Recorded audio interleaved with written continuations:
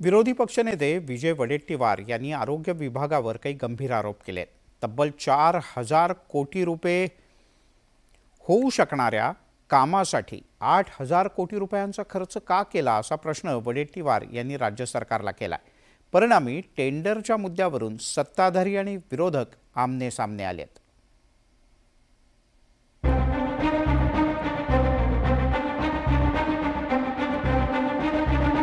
महायुती सरकारचा 8,000 कोटींचा आणखीन एक महाघोटाळा उघड झाल्याचा दावा विरोधी पक्षनेते विजय वडेट्टीवार यांनी केलाय।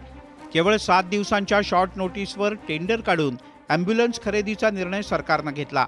मात्र 4,000 कोटींच्या कामासाठी 8,000 कोटींचा खर्च करण्यामागचं कारण काय असा थेट सवाल वडेट्टीवार यांनी केलाय। 7 दिवसांच्या शॉर्ट नोटीसवर 108 ॲम्ब्युलन्ससाठी 8,000 कोटींचं टेंडर काढण्यात आलं। ॲम्ब्युलन्सचं कोणतंही टेंडर 3 वर्षांपेक्षा जास्त नसतं, मात्र हे टेंडर 10 वर्षांसाठी काढण्यात आलं। मंत्रिमंडळ बैठकीत 2 जुलै रोजी टेंडर काढण्याचा निर्णय झाला। 4 ऑगस्ट 2023 रोजी टेंडर काढण्याचा अध्यादेश निघाला। पहिलं टेंडर सप्टेंबर 2023 ला निघालं, त्याची मुदत 21 दिवसांची होती, मात्र हे टेंडर रद्द करण्यात आलं।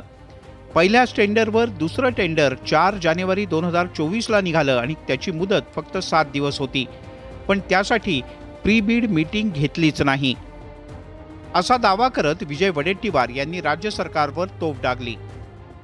या ॲम्ब्युलन्सचा हा महाघोटाळा 8,000 कोटीचा घोटाळा हा सर्व विवादित जे मंत्री आहेत, वादाधित मंत्री आहेत, ज्यांचा त्या आरोग्य खाताच हे अखंड भ्रष्टाचारामध्ये बुडालेला आहे आणि त्याचा कळस म्हणून आज या 8,000 कोटीचा टेंडर 7 दिवसाच्या शॉर्ट नोटीसवर, केवळ 7 दिवस मंत्र्यांच्या जवळच्या नातेवाईकांना हे काम मिळवलं असून त्यात मंत्र्यांची पार्टनरशिप असल्याचा आरोप सुद्धा वडेट्टीवार यांनी केलाय।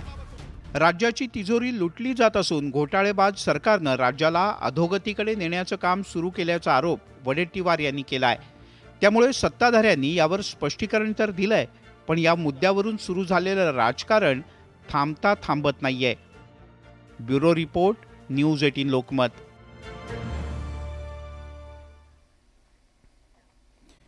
याही